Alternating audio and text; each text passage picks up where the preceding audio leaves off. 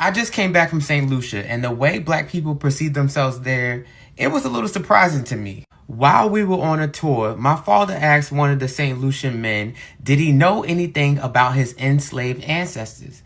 And the man answered no. Now, this surprised me at first until I remembered that St. Lucia had a lot of absentee slave owners, meaning that the slave owners never lived on the property or even lived in St. Lucia for that matter. So if your great great great grandfather never seen the person that enslaved them, how would they technically know that they're enslaved to pass down to their descendants that they were an enslaved person? But then there's this. Many St. Lucian plantations, and of course the Caribbean in general, were ran by mixed race people. So the white absentee landowners living in England or France had their plantations ran by their mixed race children. Upon departure to their own countries, slave owners passed their estates onto their descendants who employed ex-slaves or blacks as expendable beasts of burden. They became subservient to half-white or mulatto landowners whom they were forced to address as massa, giving rise to the master and servant syndrome. Knowing things like this helps you understand why the Caribbean and Latin America have such an aversion to the one-drop rule in the United States. Seeing someone like this woman, they automatically think that person's just as privileged as a white person in some regards.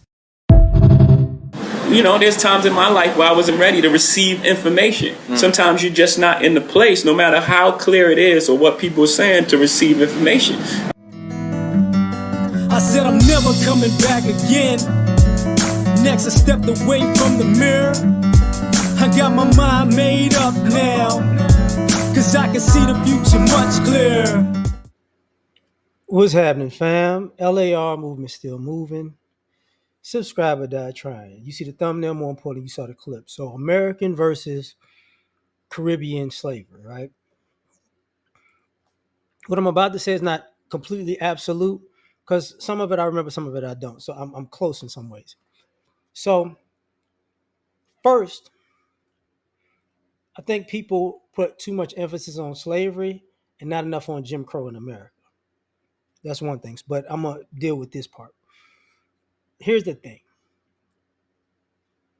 Slavery in the United States is different than slavery in the Caribbean because America is more landlocked and the Caribbean is a lot of islands. So the networks made to run away were different than the ones on the islands. So when they say, there were a lot of absentee slave owners in islands, that's true. Like some places it was like, let's just say a third of them was absent. In other islands, you could say half of them wasn't there. So, but they had people there who they basically had overseers. They paid overseers. You get what I'm saying? Same like Scottish, Irish overseers to, oversee the plantations. But as far as but they were always outnumbered. So let's just say it'll be, excuse me for a second. Let's just say it'll be 25,000 white people on the island. They could be like 300 to 350,000 slaves. And they never overran them. Even though, I say this about America in general, guns are a part of slavery and Jim Crow to keep people in line, no matter what you're talking about, whether it's the United States of America, the Caribbean, Central and South America, even in Africa with the wars that they had. Well, the guns leveled the playing field in some places not so much. But the mentality of that is different. Like in the U.S., you could say it was like 25 to 30 million white people. And it was like 4 or 5 million people in slavery. So the numbers are completely off, which means the mentalities became completely off. You get what I'm saying? So you got one place where you're the overwhelming majority and you just, and it's looked at, let's just say as history now, You could have took over, but you didn't. And then you have the United States where you're completely outnumbered, and everybody's working together to make sure you stay a minority in number. So that's the feeding babies to alligators and lynchings, hangings, and all that other stuff. That's what part of that was population control. So a lot of times when people look at history, a lot of times you put it in context and you don't use common sense, and that takes away from the whole scenario. So which means in America, yes, we have a different mentality than in the Caribbean. Same thing with Africa. Like it's more similar to Africa. I would say the Caribbean mentality is more similar to an African mentality. And I hate to say it this way because white people can be absent from Africa and still control things. You get what I'm saying? Shout out to Burkina Faso though. You're doing your thing. Um, so because of that, what I call it, kowtowing or bowing down or whatever it is, being cool with being subservient when you don't have to, comes off as a thing. But then we got to, shout out to quote unquote, not quote unquote, shout out to Haiti because they proved you can win. Same thing with Gaspar Yanga leading the revolts in Mexico, you know, and even past that, before even slavery, shout out to the, I don't even know what they were called, but the Brazilians. See, the Portuguese couldn't go in Brazil like Spain and Britain went to the Caribbean and the U.S. because Brazilians was taking heads off. So they had to trick them by giving them gifts and trying to be cool with them because when in Brazil you get off them boats, you getting killed. You try to be a thug, you're getting killed. That's how it was, right? So they have a different mentality also. But but there was a lot of trickery to get them, and the population is more 50-50 there. Uh, so now entering this part where he was talking about the colorism and the passe blanc, the tragic mulatto thing. Um,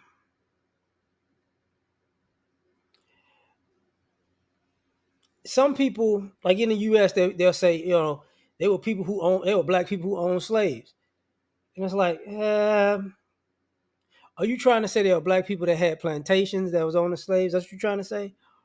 Because normally, if a black person in America owned a slave, they normally own their family member. They normally got themselves in a position to buy back their family member.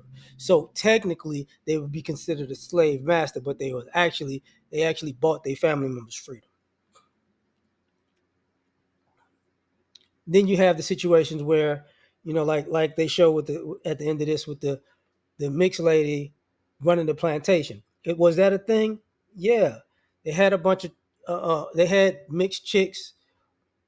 If everybody died, you know what I'm saying?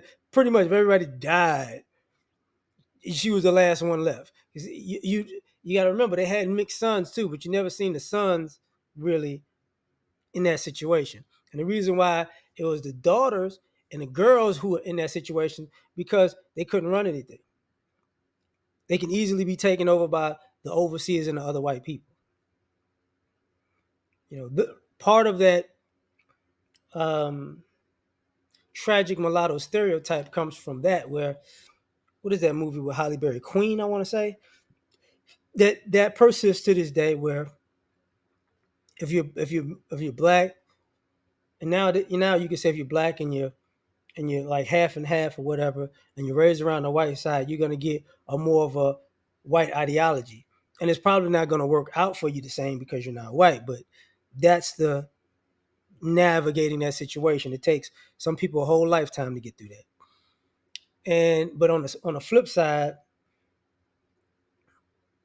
you have that ideology. I'm better than you because of XYZ, and then you get the response of, "Oh, you think you better than me because of, the color of your skin per se." America did was different. Part of the one drop rule, it was different because there was less giving people a pass, and people forget, even with the islands, with the absentee thing, there were less white people to put you in your place that you wasn't white. You get what I'm saying? Because there was mulattoes and mixed folks in Haiti, and they killed them suckers when it became a war. It was like, oh, you thought you was white. They cut their heads off. So when you're really in an interaction, the real. But a lot of times people are sheltered from that interaction. So when it comes to the differences, different mentalities, the differences with um, disrespect or not necessarily being or having your guard down, we might have it down. We might not have our guard. We have our guards up. The stereotype is we'll have our guards up more against white America and their ways than people in the Caribbean and Africa, because we were outnumbered, we were outgunned. There was nowhere to run, and don't get it twisted. Like, I know people in Jamaicans, that's part of the Rastafarianism, and that's not the only place they did that, where people would escape and go into the mountains, because the vast majority of the islands have mountains, so they would escape in the mountains. The same way in America that people escape in the swamps. You get what I'm saying? Depending on where you at, but there was ways to escape. So that existed everywhere. But the fact of the matter was, um, because of the difference in population and the differences in, you know, slavery compared to the Caribbean and U.S., there was a different amount of aggression, and people got to take stuff like that into consideration, when they're going about this stuff. And and I'll say this in general, um, there are some black people who are you know, too lovey-dovey with the fact that I got some white ancestors. It's like, some people don't mess with you.